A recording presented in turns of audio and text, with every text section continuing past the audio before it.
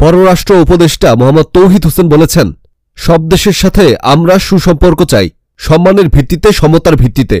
সেই লক্ষ্যেই এই সরকার কাজ করে যাচ্ছে।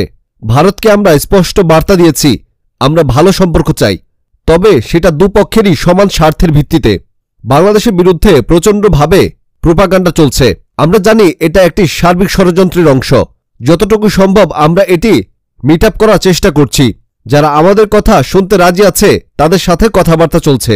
বাংলাদেশের মানুষ অনেক বেশি ইউনিফাইড এখন। তাদের বিরুদ্ধে এসব করে বড় ধরনের কোনো ব্যবস্থা নিতে পারবে না। শনিবার 14 ডিসেম্বর দুপুরে নরসিংদী, রায়পুরা ও বেলাবা উপজেলায় সকল কর্মকর্তা, সাংবাদিক, রাজনীতিবিদ ও সুধীজনদের সাথে আলাদা দুটি মতবিনিময় সভায় এসব কথা বলেন তিনি। তৌহিদ হোসেন আরও বলেন, ছাত্র জনতার আন্দোলনে একটি বিশেষ পরিস্থিতিতে আমাদের দায়িত্ব দেয়া হয়েছে। বিশেষ কিছু সংস্কার শেষে সুষ্ঠু নিরপেক্ষ নির্বাচনের মাধ্যমে রাজনীতিবিদদের হাতে ক্ষমতা দিয়ে আমরা সরে যাব। রায়পুরা উপজেলায় 3টি গ্যাস লাইনের সংযোগ আছে, কিন্তু পর্যাপ্ত গ্যাস নাই। রায়পুরায় একটি ইপিজেড তৈরি করতে পারলে যুবকদের কর্মসংস্থান তৈরি হবে। এছাড়াও তিনি রায়পুরা রেলগেট যানজট নিরসন, রায়পুরায় 2টি থানা নির্মাণ করা সহ বিভিন্ন বিষয়ে আলোচনা করেন।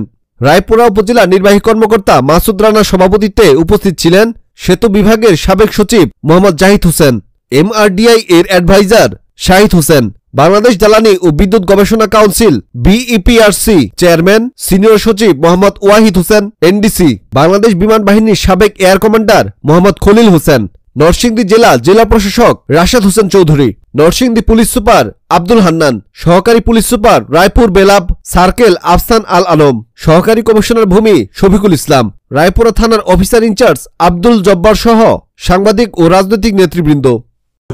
এই সরকার তো এসেছে সংস্কারের জন্য, কারণ না হলে তো ধরুন একটা গ্যাপ পড়েছে, একটা সরকার গঠিত হলো, নির্বাচন করে দিয়ে সরে চলে গেল, 3 মাসের মধ্যে করে দেওয়া যায়, সেটা আমার কোনো কঠিন কাজ না।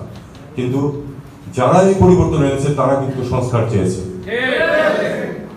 এবং তাদের চাওয়াটার গুরুত্ব যথেষ্ট বেশি এই জন্য যে তারা আত্মত্যাগ করেছে। এই জন্য আমি বা আমার আরো অনেকেই সেই কাজটা করিনি। সময়ের কিছু মানুষ থাকে, মুক্তিযুদ্ধের সময়